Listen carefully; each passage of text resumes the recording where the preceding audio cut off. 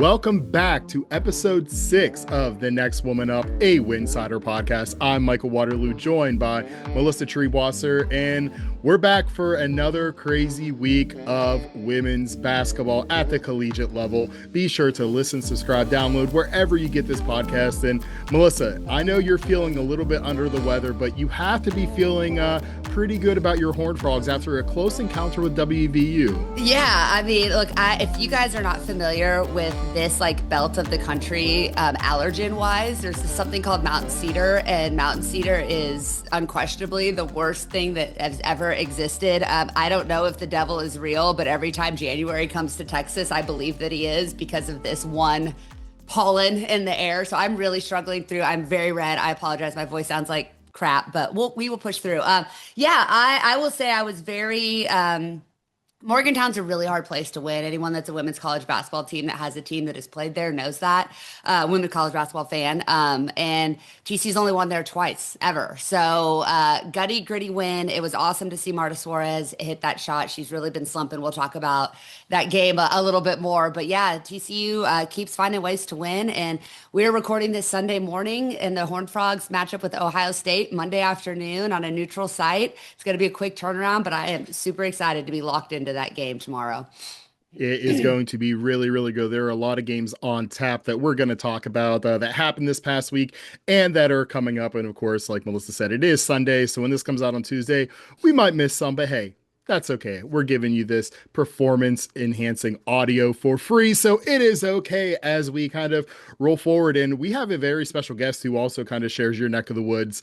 I guess I can say that down in Texas, even though it is a humongous state. But yeah, we have 90 miles. Just 90 miles separate Fort Worth and Baylor. So hour and a half. That's not too bad. That's not too bad at all. And we know that you got a close look at her earlier this season.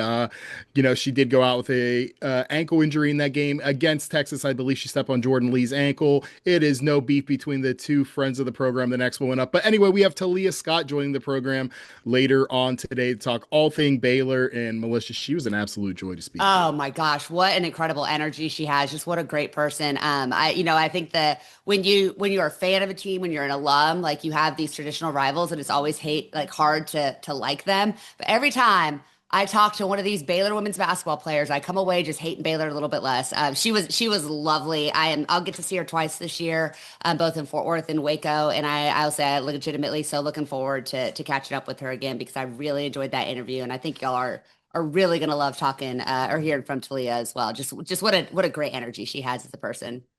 Absolutely. She talks about her energy. She talks about the infectious joy. She talks about how they were able to solve the Audie Crooks problem throughout all of college basketball.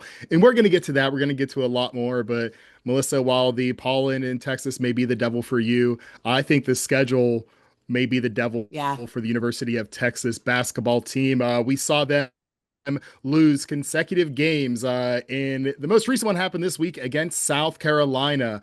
And for me, that was the game of the week. I was locked in. It did not matter what happened that day. I was watching that. And Melissa, I have to ask, were you able to watch that game? I was completely locked in. And the whole time I was thinking, man, I am sorry, Vic Schaefer and Jordan Lee and all of Texas, because I think I reverse jinxed them by talking them up in last week's episode and saying how I think they were the unanimous number one team in the country because they had faced every test and passed. And I mean, the problem is when you play in an elite conference like the SEC, the tests just keep coming. And at some point, that target does get a little bit exhausting, I think. And Texas has had that big target on their back. And, Don Saley and South Carolina have had this game circled for several months, wanting some get back. So it was a great game. I will say I was surprised to see Texas make some what I would consider uncharacteristic mistakes down the stretch. Madison Booker and Rory Harmon both forced some shots that I didn't think they needed to force. They got a little bit sloppy with the ball. I think they felt sped up and hurried, and that led to some sloppiness that really kind of surprised me from a team that has had so many tests at this point in the season. But coaches will always tell you, like, you want to play and learn, and you'd rather learn lessons than a win than a loss. But sometimes a January loss is not the worst thing in the world for a team that's had that pressure of being undefeated for so long. So I don't think any less of Texas than I did a week ago. But man, I think this was another thing of like, now we're going to all look at UConn as the runaway favorites this year. But I think South Carolina was like, hey, remember us? We're pretty dang good too, and we've won a lot. So I thought that South Carolina They won the coaching battle, they won the on-court battle, they won the composure battle. They absolutely earned that win. And it was still a really close, really entertaining game. Yeah, it was fantastic. And as great as both those teams are, and I'm with you too. I said, like, I put a space on Blue Sky. Texas is the favorite to win it all. And, they still very well could. Like, they're one of the most talented teams. But like you said, South Carolina wanted some payback for that game winning shot from Rory Harmon a couple of months ago. So they had this game circled on the calendar. But it was very sloppy on both ends. And I think that just really speaks to the defense that both teams kind of came out Yeah. with. That Texas full court press is Mhm. just a thing that would drive me crazy as a basketball player. I've never seen so many just 5 seconds called. I never saw so Yeah. many inbounds called. I never saw it got to a point where Rory Harmon was trying to inbound the ball, saw she was going to get called and just dropped it and just said Yeah. whatever. I relent. Like I can't do this. And it also hurt Texas that game. I think that Jordan Lee was in foul trouble Yeah. throughout. Like she got in those early three fouls within the second quarter, and you kind of saw Vic have to put her on the bench and kind of turn to his reserves a little bit, and that really kind of swayed the outcome a lot. But we also can't discount the performance of South Carolina, right? Taniya Latson be able to come back, especially be able to be healthy and return to South Carolina is huge. But also, she had a disappointing first outing against Texas. So for her to be able to kind of come out and just make a statement early on, especially in the first half, that was kind of her half. But Raven Johnson was phenomenal both ends of the court. Her defense, we always know, is just amazing, but we're really seeing her offense kind of go up to the next level too, which I really, really like to see. So it is a must watch game any single time they play. I believe, I forget how many times it was that they said, but within the past like 350 days, this is like the seventh matchup or Jeez. sixth matchup between them. So these teams know each other inside and out. But the next time we may see them would be the SEC tournament. And Melissa, as they stand right now, who are you picking to win that rubber match if they face off? Well, one thing we haven't mentioned yet that I think is going to be a difference maker is Aaliyah Crump might be returning to action this week for Texas. I think she Hmm. just got cleared to return to practice, and so you add that other element, and you give it's when you're playing that 40 minutes of hell, Nolan Richardson style press. You put another body out there, especially a great athlete like Aaliyah Crump, and I think that can make a difference. So, I mean, I don't know. I think it's going to be a toss up game. I'm not a sports bettor, but if I were, it's probably like a 1.5 point swing either way. I would probably give it to Texas because I think this is going to be one of those rivalries that they just trade off wins because of how badly they want to beat each other. So I still think Texas is the prohibitive. Texas and UConn are my two prohibitive title favorites. This doesn't change anything for me. I think Texas will get right and reset, and I still would pick them to beat South Carolina, but not because I don't think South Carolina is more than capable of winning a national championship either by any stretch. No, Don Staley, don't come for me. Nothing but respect for you, my friend. Nothing but respect. Yeah, we love Don Staley here. We love Don Staley here. It is okay. It is okay. But yeah, I think I'll go with Texas too. But we can't discount the fact that we just saw a big debut from South Carolina too, and that is Yeah. French freshman came over. She said, "Hey, yeah, I can play right now." Sure. That is Alicia Turnabes. We saw her get some early minutes, and she is impressive. Yeah, I don't know if you saw the warm ups, but her just kind of throwing down the dunks. No, It's yeah, I missed that. very, very, very cool. So we'll see how she gets rotated in, but she's going to get some playing time for South Carolina as they go in, and she can be a true difference maker. I have no doubt about it as this season goes on.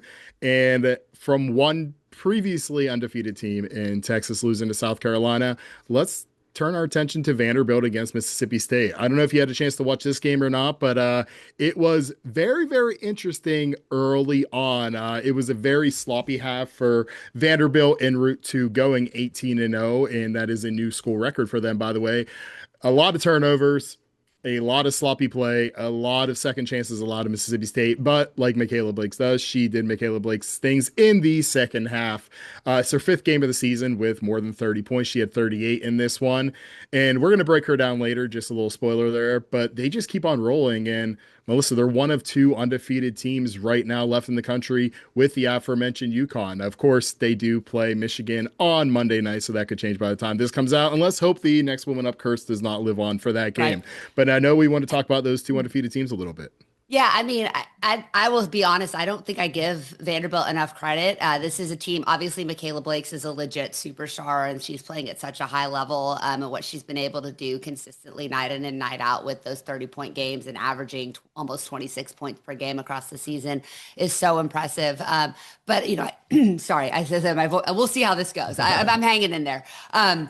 But I think the thing that we forget is she's not just having to carry a team by herself. There's two other players averaging double digits. There's a third player that's just outside of double digit scoring. This is a team that has some pieces around her that can really compete. And I've been impressed with Vanderbilt. I do not get to watch them as much as I would like, but I think this is a team that we're going to have to continue to anticipate is going to be a player in the SEC throughout the season. And in such a loaded conference, like obviously we saw it with Texas. You've got LSU that's had some struggles and then come up with big wins. You've got South Carolina. I mean, there's just and Oklahoma. We never even talk about Oklahoma, and Oklahoma quietly is putting together an incredible season too. But I mean, there's just I don't think Vanderbilt is going to end the season undefeated. I just think there's too many teams that they're going to have to play that are too good. But I think that Vanderbilt is really building itself to be a team that can make a Sweet 16 or an Elite Eight run, depending on how the seedings fall. So they've been really, really good, and they do play a really fun brand of basketball. So I think we have to continue to look at them as one of the elite contenders this year.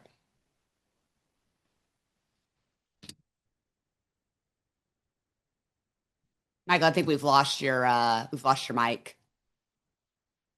Are we Oh, able there to you hear go. me now? Yeah, yeah. Okay, sorry. I got a new mic, so we're learning how to work everything here. But yeah, it can be a big statement game for them this upcoming Sunday whenever they have to travel to Columbia to take on South Carolina. That is going to be a must-watch game just to kind of see how South Carolina is able to scheme kind of around Michaela Blake's and kind of force some of those other players to beat them, like a Justine Bissett or an Aubrey Galvin, just to kind of see how that's going to work out.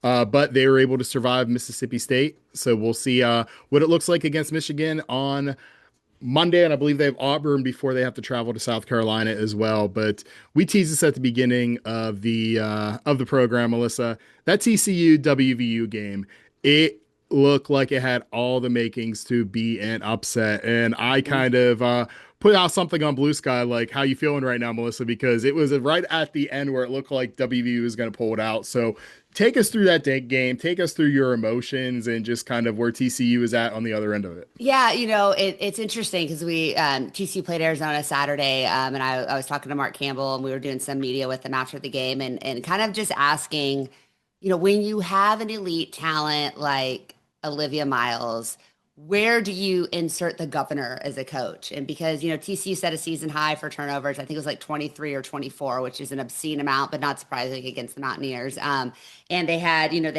8 turnovers in the first quarter against Arizona too. Olivia Miles finishes with 6 Saturday afternoon, and it's kind of like you have somebody that's capable of doing so much with the basketball, but it's a little can be a little over aggressive, I guess, at times with it too. And one of the reporters asked Mark, like, how do you feel about the way you've protected the basketball over the last, couple of games? And his response was not good, and we have to be better. And you can see, I think, where he's going to have to start kind of trying to rein his guards in just a little bit, just to take better care of basketball. I want to give a ton of credit to West Virginia. I have so much respect for that program. That is one of the underrated, historically underrated women's basketball programs in the country. They were such a unit and produced so much WNBA talent. JJ Quinterly obviously played for the Wings this past season, and she really embodies to me the best of what that program is, and that she's undersized and was undervalued, but just plays with so much toughness and so much grit. And that's kind of what that team and that university as a whole has really always inspired. So I thought TCU did a great job to hang around and to battle back despite not shooting the ball well, despite the turnovers. And then for West Virginia made a very tactical mistake with 2.8 seconds left on the clock and not fouling before the 3-point shot could get off. I still don't know why coaches don't do that. That'll not make sense to me. Why that's not an automatic.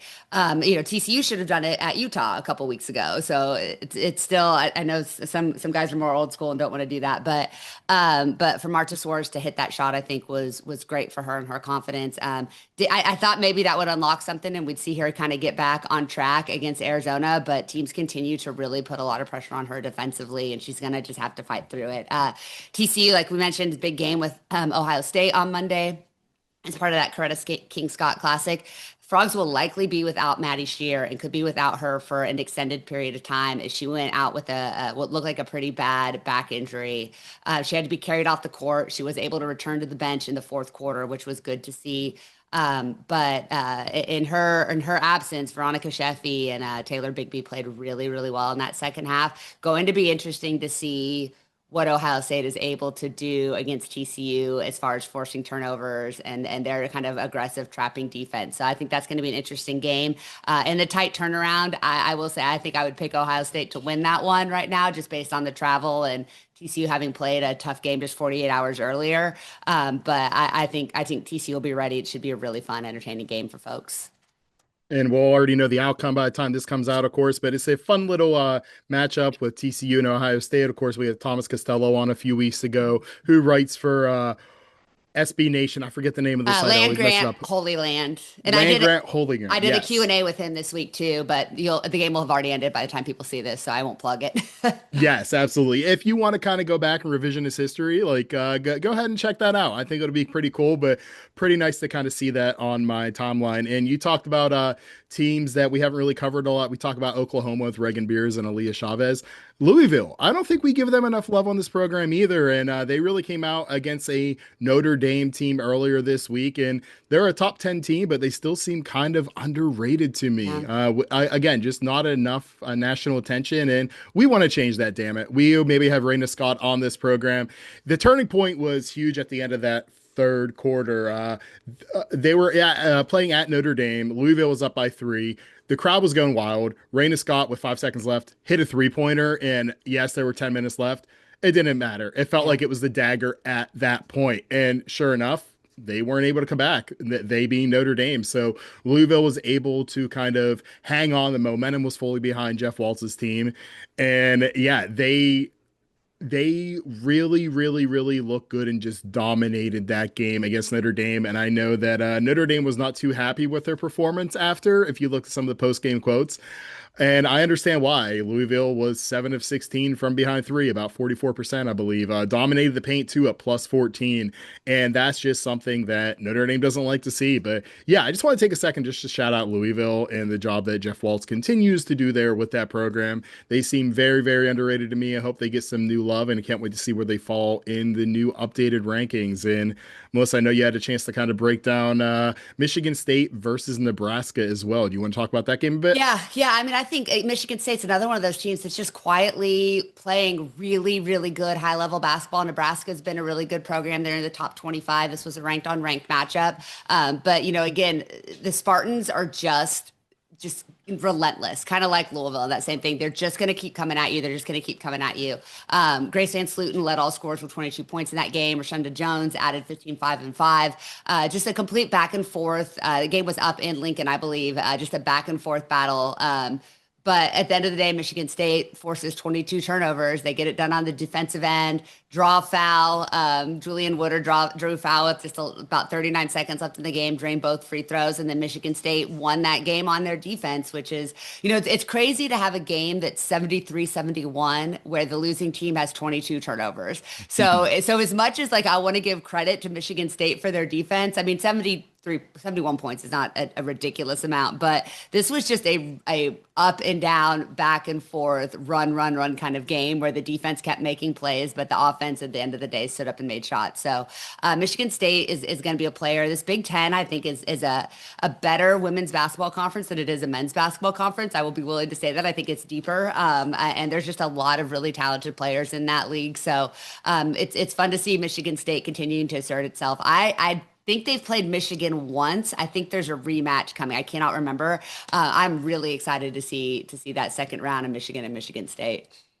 Same here, and that's a perfect segue over to Michigan. Want to touch on that very briefly before we get to our next segment. But Michigan was fresh off their W Slam cover shoot. And quick plug, if you want to get your own great tees, you can go to breakingtea.com/Winsidr for our affiliate link. We really, really appreciate all of the support there that you're able to give. But fresh off of that W Slam shoot, and they took on Illinois. And the defense was very tough in this game. They forced Illinois to turn the ball over 15 times when they average about 12 and a half per game and shoot under 40% from the field. And we know that they shoot closer to 50% from the field. And it's important to note for Illinois that Gretchen Dolan wasn't able to play due to a knee injury. She is their second highest scorer. But Olivia Olson just carried the offensive load for Michigan. 4 of 6 from three, 21 points. That team continues to impress, especially for how young they are. It's not the fantastic freshman seasons like we saw last year, but spectacular sophomores from them this year. And it's great to see them continuing to march forward. And that kind of wraps up the first segment for us, the games of the week. Melissa, let's give some love to some major players there. This is something that we wanted to kind of shout out because the league is bigger than the P4, and there's a lot of players making some noise around the country. And I want to pass it over to you for a player that has really stood out for you just at kind of that mid-major level.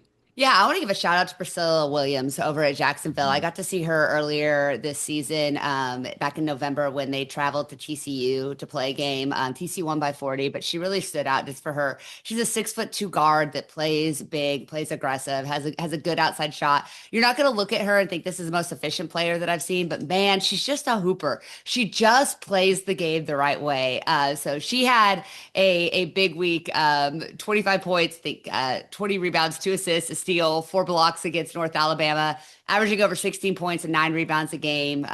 They've had, like I said, a brutal preseason schedule. But I have so much respect for coaches that know they have talented players and want to give them the opportunity to play against other talented players and get a little bit of that spotlight. So shout out to Priscilla Williams. Great week for her. Great game. Unfortunately, her Jaguars lost to South Alabama, but it was not because she was not giving her all in that game.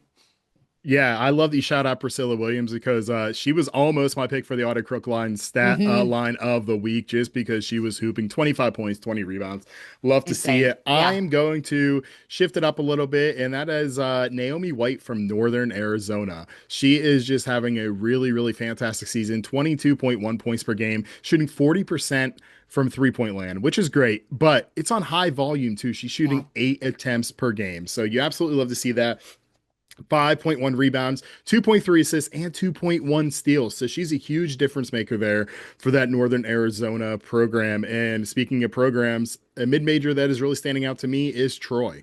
They are killing it on the glass, and then they just push the pace right out of transition. You love to absolutely see it. They play at the fastest pace in the entire country. They're really doing a great job there in this Sun Belt Conference. They get into their actions very quickly, which I love to see. And they have 5 different players in double figures, and it's just instant offense with them. I'm really looking forward to see how that conference shakes out, especially when they're going against Arkansas State, who right now is leading the conference. But we saw Troy beat them by 22 points already this season. They have a big rematch, the second to last game of the season, February 24th. Really looking forward to that game. Shout out Troy. Shout out Naomi White. What team do you have an eye on as a mid-major, Melissa? I'm going to start paying a little bit closer attention to Rhode Island. This is a team that's leading the A10. Unfortunately, that means they're ahead of our friend of the program, Maggie Dugan, and her Richmond Spiders. But the Rams are coached by Tammy Reese. Tammy Reese is actually a former teammate of Don Staley. So they kind of came up together a little bit here in the W. And you can see some of what Don Staley does at South Carolina bleeding over to Rhode Island and the Rams. Big international roster with this team. They have a couple of French nationals. I think they have a player from Sweden. Just really trying to play that European style, and I think it works really well in the A10. French stars, and I took 6 years of French. I'm still going to absolutely butcher these names, I'm sure. But Pombier and Inez Dubois. Who actually I don't know if that's right, but we're gonna go with it because I said it with a French accent and with confidence, and that's all that matters in France. But Dubois actually won a gold medal with the French U20 team. Palmier is averaging 12 and 6.5. Inez at the point guard just leads that team like a great European point guard with the flash and the court vision and the unselfish play. This team racks up the Gretzky assists, the hockey assists, which is like the assist before the assist because they share the ball so well. And Brooklyn Gray is leading the team in scoring, but it's a really balanced attack. So they run a fun motion offense, very similar to what Mark Campbell runs at TCU, and they play a really aggressive man-to-man defense. that just attacks. They're one of the best defensive teams in the country, holding teams to about 54 points per game, which is really, really impressive. So if you guys remember, Rhode Island is the team that beat NC State early in November, what was considered a big upset at the time. I don't know that I'd consider that an upset now. I want to see Maggie Dugan in the tournament, but it's going to be tough. It's a tough task for Richmond to unseat this Rhode Island team that is playing really, really well. I would think this is the team you do not want to see. If you are this is going to be like a 4-13 or a 5-12 matchup where Rhode Island should not be a double digit seed. That's going to be my guess. And somebody's going to get knocked off in the first round that doesn't think that they should have. Great insight for your office poll. And I think that that loss is going to help NC State too, as people kind of Mhm. look at them and say that actually wasn't as bad Not as a it bad looked loss. initially at all. And Melissa, it is time for one of our favorite segments. And I feel like we need some kind of sound drop or We some kind of do, yeah. singer. And it's not us, like the Audie Crook stat line of the week. But I can't sing, and I don't know if you can sing or Maybe not. oh, I cannot. Maybe I'll ask Audie if she'll record something when they're in Fort Worth in a couple of weeks. Oh, I love that I'm, so I'm much. gonna I'm Yeah. gonna see if we can make that happen. Yeah, even if we can't get her on the program, which we are working to do, by the way, we'd love to have her on here. Being able to have that, that's like having like that customized voicemail back in the Yeah. day where you're putting your phone by the radio and it's just like, okay, the song's done playing. And you're like, I'm Michael. I can't get to the phone right now. Leave a message after the beep. But for right now, it is the Audie Crooks line stat of the week. And for me, I'm going to kick it off with Michaela Blakes. We mentioned her earlier, her performance against Mississippi State. 38 points, 5 of 12 from 3-point land, brought her team back in the second half after they struggled early on. Perfect from the free throw line, 11 of 11, 5 rebounds, 7 assists. She's a superstar. There's nothing she can't do except maybe beat South Carolina, but she's going to look to We'll do find that this out. upcoming Sunday. Hopefully they'll be 20-0, so that'll be a marquee matchup. So Michaela Blakes, you get my Audie Crook stat line of the week this week. And Melissa, I think you're going to pick somebody on your end that we Yeah. covered with Thomas Uh, Costello a couple weeks ago. I'm hoping by the time this episode comes out, her streak of being absolutely dominant will have ended because she plays my Horned Frogs on Monday. But Jelani Cambridge has been unbelievable. Something about Asia Wilson showing up courtside has unlocked the absolute best in the superstar guard. Her last 3 games, Michael, she has gone for 41 against Illinois, 28 against Maryland, and 33 against Penn State. And it's that Maryland game, which is the lowest scoring of that trio, but the one that to me was most impressive overall. She had 9 rebounds, 8 assists, and 2 steals. So I am so excited to watch her and Olivia Miles match up in this top 15 matchup on Monday afternoon. Just what a great event that the Taliah Scott King Classic is. I mean, you're just looking at 4 elite teams hooping. It's going to be a lot of fun. So, Jelani, you get my Audie Brooks stat line of the week, and I hope that we end it tomorrow as we record this on Sunday. But she's just a man. Like we keep talking about people being hoopers. Jelani Cambridge is an absolute hooper. Just a blast to watch. I'm so excited to see what she does Monday afternoon.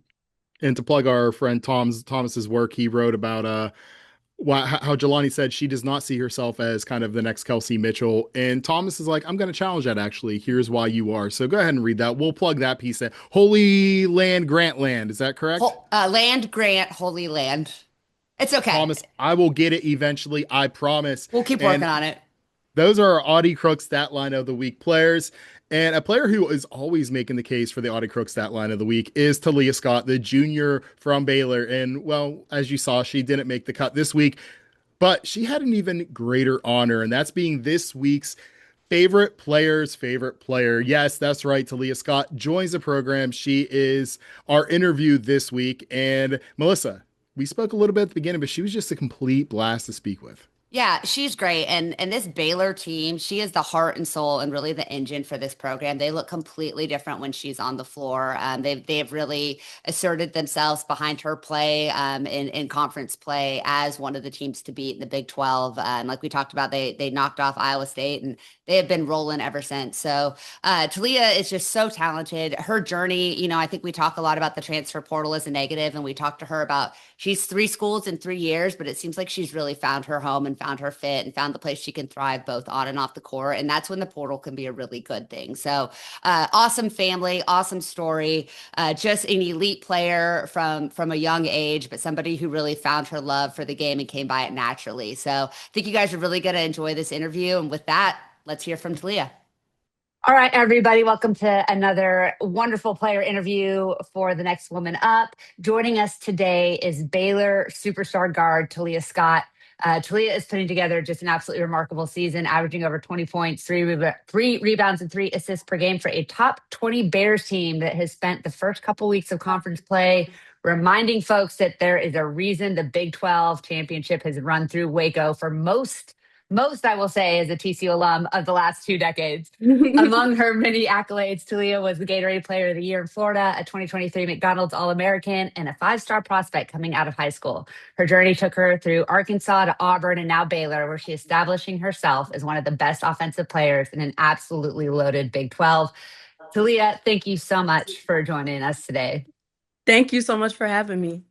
I always wonder, like, 'cause I was not a five-star prospect coming out of high school. I always wonder what it's like when people are just like listing off accolade after accolade. Like at this point, you're like probably used to it, but it's got to be pretty special to take a minute and reflect on all of the things that you've accomplished throughout your journey, especially coming out of a place like Florida, which is known for producing elite athletes across all sports. When do you first remember kind of getting involved in the game of basketball and finding your passion for the sport? Yeah, so at first, so I had two different stunts with basketball. When I was younger, when I was like 5, I tried it out for the first time and it was not good. I didn't really want to play. Like I used to just be standing like on the side as like my dad would say, like I wasn't aggressive at all. I didn't want the ball. I didn't want to do anything with that. So I stopped for a couple years and I actually did gymnastics. And then like when I was about 9, I kind of returned back to my sport. At that time, my younger brother, who's 4 years younger than me, like he started getting into basketball because he was 5 at the time. And I was like, dang, I kind of miss, like, I kind of want to, try it again and stuff. And so that's kind of where it just took off. And then I was working with my dad, all that stuff. But yeah, that's really where the love of the game began when I was about 9 years old, my second return to basketball. That the gymnastics makes a lot of sense with your balance and your creativity around the rim. That actually tracks. That's probably a good thing that you took that little pause and tried something different, right? That definitely impacts the way you play today. Yes, I think it definitely does. And people say like trying like different sports and doing different things, like it only just benefits whatever you want to do, whatever sport you decide to do. And so I think it did help me out. And Talia, if we can, I want to go back to high school a little bit. I saw that academics and community service were both very important to you as well. And you also boasted a very impressive 4.32 GPA, which congratulations, that Thank is you. As a high fantastic. school teacher, great job, proud of Yeah, you. Thank you. we Thank love seeing that. And so obviously there were a lot of different interests. You mentioned gymnastics. You were a fantastic student, loved being involved in community. But when did you start to realize that basketball was something you could do at the next level? Was whenever you picked it up for your second stint at 9 years old, or did that come a little bit later? I think for me it kind of came a little bit later. I think it was kind of in middle school, like 7th, 8th grade. When I'm playing and I'm like, and my dad is telling me like, you're absolutely like dominating out here. Like you are like one of the best players in the city as an 8th grader, right? And then I think when I picked up my first D1 offer in the 8th grade, I was like, wow, like I might I might be kind of good at this and stuff. And then my AAU program, like I was playing up a couple years. I played on the top team as a sophomore, like, and so I was like, wow, like I might actually be really good at this. And if I continue to take this serious, like, who knows where this will bring me? And my dad's telling me, like, wow, like you're really special. Like he used to tell me that every day after every game, all that stuff, whether it's a bad game, whether it's a good game. He was like, you're really special. Like, even if you're not scoring all these points, you're affecting the game in so many different ways that you could really take this as far as you want to go and you could be as good as you want to be. Love That's that. awesome. Having that support and that encouragement, it probably has such an impact on the confidence that you play with today, right?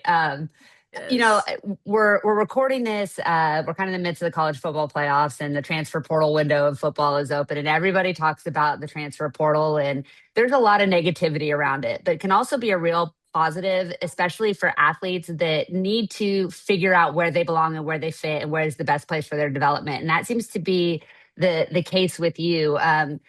Can you kind of talk us through your journey and how you ultimately decided that Baylor and playing for Nikki Collin was the place to best maximize your chance to develop and succeed to the highest level? Yeah. So, just going back to my freshman year, I went to Arkansas, all that stuff. And I just felt like it wasn't a good fit for me. Whether on the court, whether off the court, it just wasn't enjoyable for me. My freshman year was the hardest Mm. year of my life.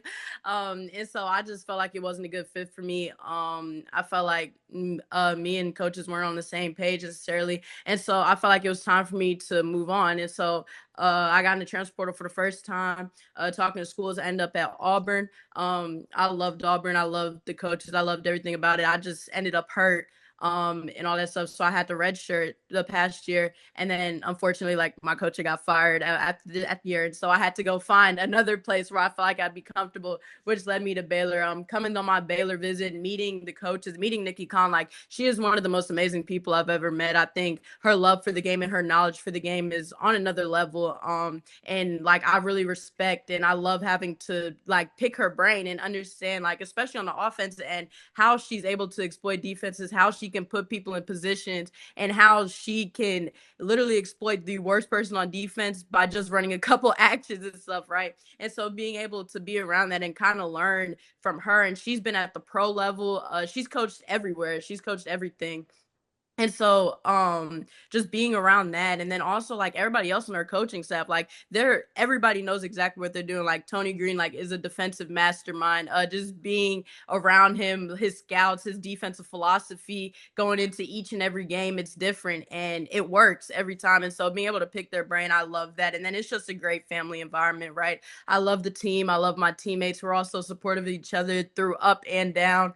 Like whether you're having a good game or a bad game, like they're right there saying like, I believe in you, I believe in you. Mm. And I just feel like it's a really positive environment. I really needed that. And I think it's only helped my game flourish. I thrive in positivity, and she's created such a positive environment and such a fun like place to play in.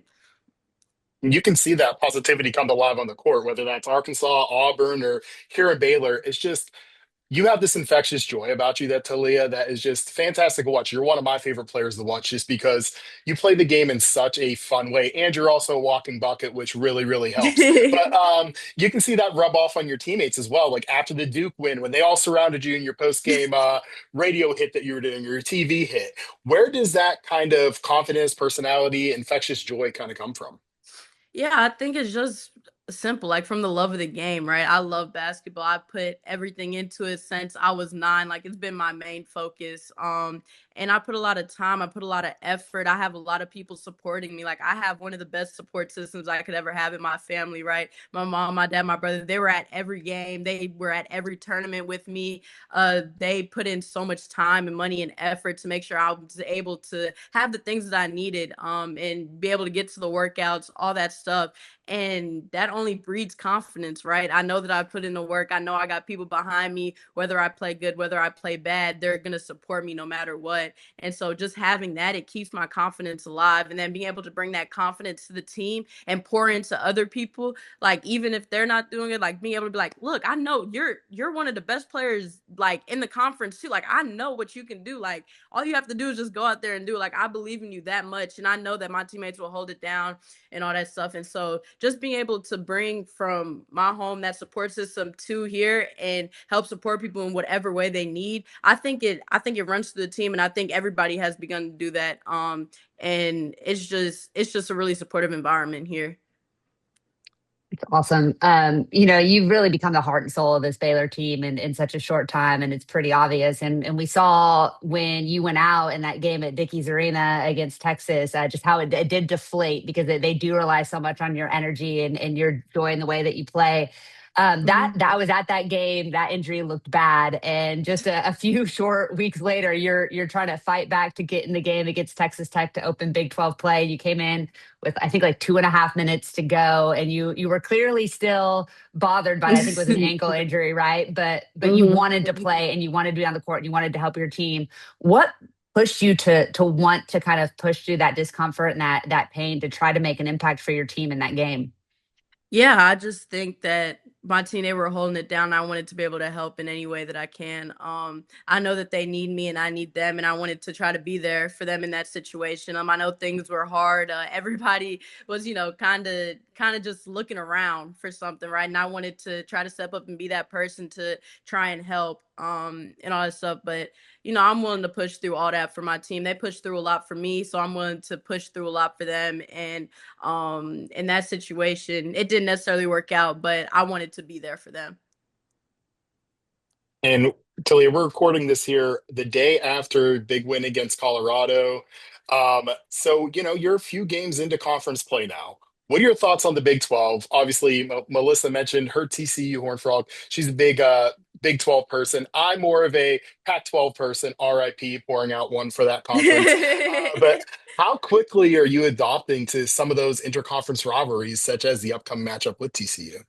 Yeah, first off, I want to say the Big 12 is an extremely talented conference. It's a really, really good conference from the top down. We have some of the bottom teams beating the top teams, right? Mhm. It's going to be a fight every game. It's going to be a fight. There's going to be not a clear winner, right? You have to go and you have to perform every given game day. And I really appreciate that because in some conferences it's not like that, right? You'll have your blowouts, you have your 30-point wins every other night. The Big 12 is not like that, and it's a grind. It's a real deal grind. Like I remember Tony, one of our coaches, that told us like it's gonna be a one possession, two possession game every night. Like you have to out execute teams, you have to out effort teams, you have to do that because one missed possession that could be the game, right? And so the Big 12 is just so talented, it's so competitive. And then just know, like, especially like the ranked matchups, and like it just gets me so hyped to be able to play like some of the top teams. Like we have some of the top teams in the country, and so being able to play them, like it just brings me so much joy. And it's like my competitive spirit. Like I'm always so excited for those games. And then even like they talk about, it could be an upset every night. So just getting myself hype and getting the team hype to make sure that we don't become one of those upsets. And since we're talking about the Big 12, I just kind of want to go back to the Iowa State game, if you will. It was just a fantastic game. Like you said, Yeah. every single game is going to be just a barn burner. And we saw it there. And the one thing that Melissa and I spoke on in our last episode was just talking about the job that you all did against Audie Crooks, where you just said, hey, Jada Williams, we respect your game. We're going to let you shoot. We're going to let it, like, we're going to force you to beat us by doubling Audie down there on the post every single time. And to her credit, she was willing to step up and she kept them in the game. But I want Hmm. to talk about that final possession because whenever we saw that, everybody in the world, me, Melissa, you, the scorer, it didn't matter. Everybody knew Taliah Scott is going to take this shot. And Hmm. I want to know, like, knowing that Iowa State plays Audie in drop coverage, what was the call coming out of the timeout there? Was it, hey, we know Audie is going to go in that drop coverage. We want to have the ball screen, force Jada to fight over. She can't pull up because we know Audie isn't going to be able to recover quick enough. Or is it kind of kicking it out to Bella on the wing and just trusting you to make the read? Yeah, I think it was kind of a little bit of both. I think we knew that we could exploit her in ball screens. We knew that she wasn't going to step up. She's going to play in deep drop coverage, and she's done that the whole year. So we knew that wasn't going to change even on the last possession, right? And so just coming off of that, it was just reading it. Whether if she did step up in the rare case she would have stepped up, then either go around or would have been a read to kick out, right? But I think Nikki just trusted me to take that shot because everybody knew that she wasn't going to step up. So I think she really trusts me to take that shot. And credit to KJ, she set a great screen that Jada wasn't able to get over. That got me open. But I really think that the goal was to exploit her in that situation because she plays a deep drop coverage. And so just walking into that shot, basically. Talia, you're obviously a high IQ and a cerebral player. I think we've seen that just talking to you. And you mentioned that you had your injury that you suffered just early on your season at Auburn. You've had these things where you've had to battle through a couple of injuries. You've played in a couple of different systems now. What do you think is the biggest area of growth that you've seen in your game in your first, three-ish years of collegiate play? Yeah, I think most importantly, I think my efficiency has gone up tremendously. Especially from freshman year, I wasn't that efficient, right? And that's what a lot of people talk about when they talk about my game is that yeah, she can score, but she's not that efficient. And so I think this year like I've become way more efficient. My percentages are a whole lot better than they have been in the past. And I credit that to Nikki. So like Nikki runs a great offensive system. The ball flows. You get easy shots. You're gonna get wide open shots. Like you're not just gonna go one on one the whole time. We're gonna work to get good stuff. And so I credit that to her, and then just being able to step up and make those shots. But I really think efficiency has been the biggest thing. And then like I feel like my numbers have just grown since Mhm. freshman year, like in every category, it's grown. And so I just think like this has been the place where I've thrived the most.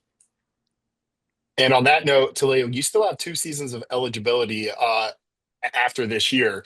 But as you look ahead, I want to know what your professional goals are. Obviously, there's a WNBA team called the Atlanta Dream, but I want to know what Talia's dream is. Is it playing in the WNBA? Yes, I want to be a like I want to play in the league. I want to get drafted. I want to have a good solid career in the league. And eventually like I want to be a Hall of Famer. Like Mm. I want to be one of the best players to ever played a game. And so I want to have a great I really want to get drafted and I really want to play in the league. And then after that I want to go into broadcasting, sports analysis, all that stuff. And so yeah, but I do want to get drafted. And hopefully in 2 years I can see that happen. Hey, Talia, anytime you want to get some reps with us on the podcast, you got a platform here anytime that you want it. You've got a Perfect. great personality for broadcast, for sure. Thank Is there a you. player in the pro ranks that you kind of model your game after, or somebody that you really admire and try to take from? Yeah, I feel like so I'll do one for the men's side and I'll do one for the women's side. On the men's side, Damian Lillard, I feel like I model my Mm, game after him. Just his ability to create for himself, like threes, all that stuff, the side steps, like I literally stole that from him. Like I literally took that from his game and put that in mine. But his offensive abilities, like he's so talented, all that stuff. He gets to his spots, whether it's threes, whether it's mid range, whether it's to the basket. And so I really model my game after him. And then also, I would say an Enrique like player on the yeah. women's side. Just again, like her offensive talent, like I feel like mine really matches hers, and we kind of score in the same ways. We get to the basket, we can shoot it, we can score at all three levels. And so those are probably the two players that I model and I compare myself to. Yeah, I cover the wings as well, and Enrique. Like I see a lot of Enrique in your game for sure. That's a great comp, a great person to model yourself after too, right? Yes, thank you. 100%.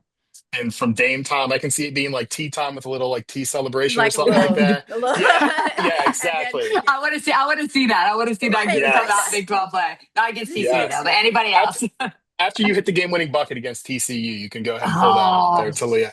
Yes. like we talked about this. We talked look right about at this. me. I'll be right on the baseline with my camera. I got you. Hmm. And before we get to the quick hitters, I do want to shout something out for you real quick. I always appreciate whenever athletes are able to kind of use their platform to talk about more than just basketball when it comes to societal issues. I see on Instagram, right in your bio, you have Free Gaza. And you also put in your story, like, hey, Ramadan's coming up here in like 46 days. Hopefully, we're able to get there.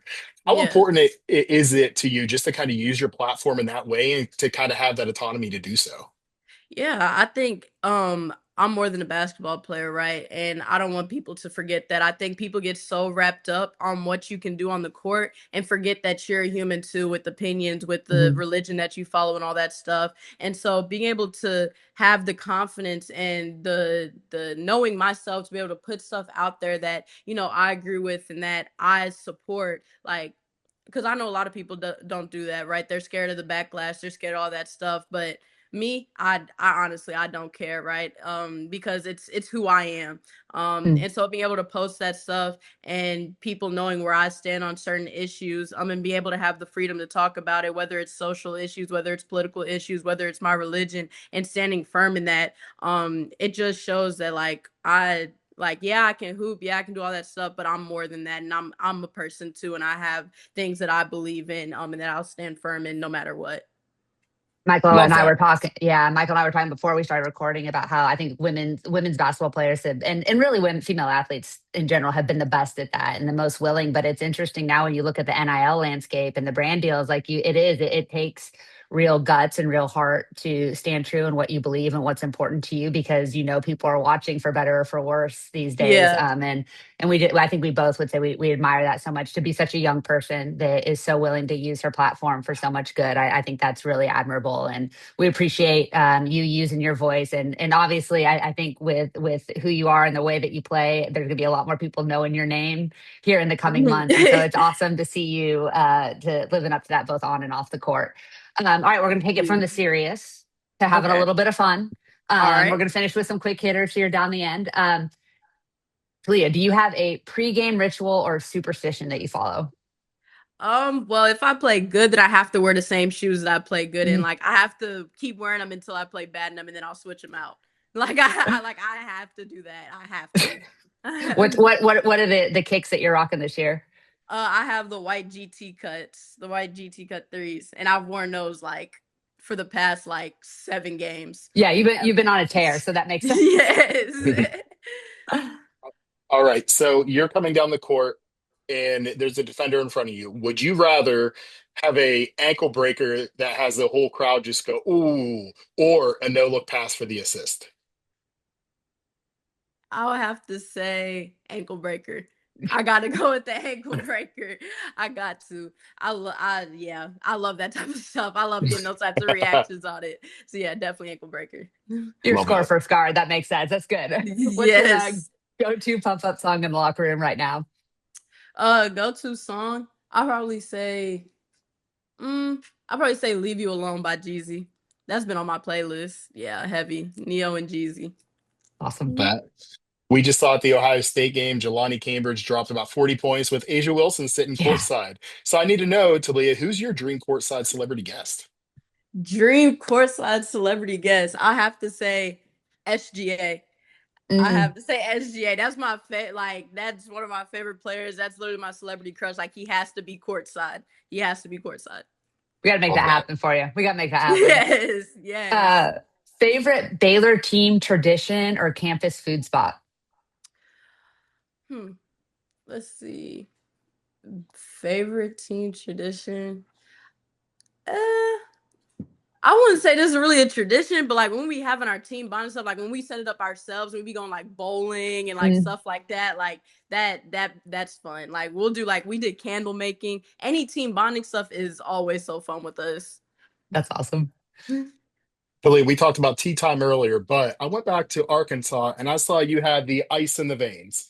Versus this year, you have a long range celly. So I need to know which is your favorite of those celebrations. I have to say this one because it's just so actually this started at Auburn. So one of he worked with the men's staff, and so basically like they had like a call God. So this is basically call God. So every time they made a 3, it'd be like call God is straight to him, it's all praise to him, all that stuff. And so that's been my go-to now. Like I love that celebration. Like I actually have a hoodie with the trademark because he started like a whole like brand thing off of it. So that's got to be my favorite. Awesome. What are you refueling with after practice? What's your favorite kind of off-court snack? Off-court snack. First of all, everybody knows this. I love Cheez-Its. I eat Cheez-Its 24/7. Like if all the Cheez-Its are gone, it's because of me. So I love Cheez-Its. Do you have a go-to flavor? Are you a double toasted? What's the vibe? No, just normal. Just regular. Classics? Yeah. Classic. You mentioned earlier that you were in gymnastics whenever you were younger. Saw the interview with Ari Chambers where you broke that down too, that you were on the bars and the beams. So I need to know, Talia, if you went out tomorrow and you had to go out and compete on the bars or the beams, which would you place higher at? I would probably place. Ooh, it's got to be bars. Beam was hard. Beam is the hardest like event in my opinion, because like I don't know how like I used to be okay at it, but the way they be flipping and all that stuff, and I could not do all that right. Absolutely not. Like it would definitely be bars. I very much have a stay right side up mantra in my life these days. I'm not going upside down for nothing. So I respect that. not happening anymore. I may never recover. You talked about you being the Gatorade Player of the Year in Florida, coming out of high school. What's your go-to Gatorade flavor? Go-to Gatorade flavor. See, I feel like this is such an unpopular opinion, but a cold grape Gatorade is the best Gatorade. Okay, Cold grape Gatorade. that is a wild take there, but we're But gonna it let you has to have be it. cold though. It Okay, has to be ice cold. Like if cold. it's room temperature, it's nasty. But like cold, Okay, refrigerated straight out the fridge, amazing. okay. Maybe I'll give that a shot sometime. I do love purple, so Like maybe that's the move. yes, it is. It is. All right, Talia, what is one word that you would use to describe your playing style? mm, I would say versatile. Mm. Just because I can score in a variety, I can do so much on the offensive side of the ball. Like I can pass it, I can create. For me, I can create for my teammates. I can score at all three levels. I can just do anything. Anything you would want out of a player, I feel like I can do that. You talked a lot about your team and the team bonding and how close you guys are. Who's your funniest teammate or your favorite teammate to hang out with and mess around with after practice? It's probably got to be Yu Ting, and probably because like I've known her for like because we was at Auburn together, but it's got to be Yu Ting. Like she is so funny. Like she's my roommate for every away Okay. trip. We sit on a bus together. We sit on the plane together. Like she's so funny. And like I love her so much. We're really tight. That's awesome. Love that. And Talia, we're going to get you out of here with this one. We're going to give you a chance to shout out somebody. You talked about your dad earlier, kind of growing up, how vital he was in your basketball journey. But who's been the biggest supporter, would you say, in your basketball journey? If you want to give him a shout out, now's the time. Yeah, I would feel like I'd also have to say my mom, like she does all the behind the scenes work. Like she was the one figuring out the finances to be able to do all this stuff. She Mm. was the one organizing all the trips, the booking the plane flights, booking the hotels, all that stuff. Like without her, there's no way I'm where I'm at today. Like she did all the behind the scenes work. Yeah, she wasn't like the basketball mom. My dad was the basketball mom, but she did so much to support and to learn to try to do anything to help me. And I love her so much for that. That's awesome. Well, Talia, you have been an absolute joy to talk to. It's obvious why where your personality and your joy for basketball comes from, but you're just as much of a joy off the court too.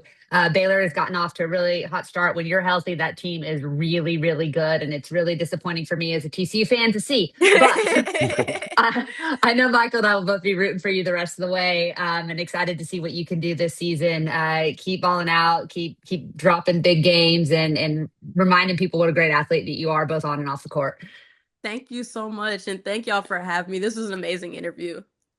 All right, Talia was awesome, Michael. I know we both really enjoyed that. Just listen, if I have to boost up a Baylor Bear, I'm glad it's her. And I love the way that she talks strategy too, and about Nikki Collin as a strategist. I think she's one of the elite coaches in the game. So, a ton of fun to talk to her, and I hope you all enjoyed that. Yeah, she was a blast. I love how she took us inside that big win against Iowa State and just kind of took us through that final play, what the read was when she hit that game-winning shot, knowing the Audie's and drop coverage, and also figuring out how to kind of slow down Iowa State. And I have to say, too, for such a young player, such a young person, the way that she talks about being able to kind of use her platform and her voice as Yeah. being more than just a basketball player, I love that. Especially you mentioned in the interview, like after she was talking about that, and in the kind of era of NIL when everybody's watching and just being able to stand up for what you believe in, just kind of use that platform to be kind of an advocate is just fantastic to see from anybody, but especially somebody at that young Yeah. age. Yeah, and I think she comes by that naturally too. I mean, you can tell she's got an awesome family support system, and that family is really on the same page for her success and to keep their values as a unit. So that was really cool to see. You know what else is going to be cool to see? There are some awesome games on tap this week. We talked about Vandy in South Carolina. We mentioned that. I know we've got TCU and Ohio State. What are some other games you're going to be paying attention to this week, Michael? I'm really going to be looking forward to Iowa and Maryland. I think that is going to be a very underrated game. And as you know, I love watching Chit Chat Right. She is one of my favorite players to watch. So I am going to be glued in on that one, as well as Kentucky versus Mhm. Tennessee.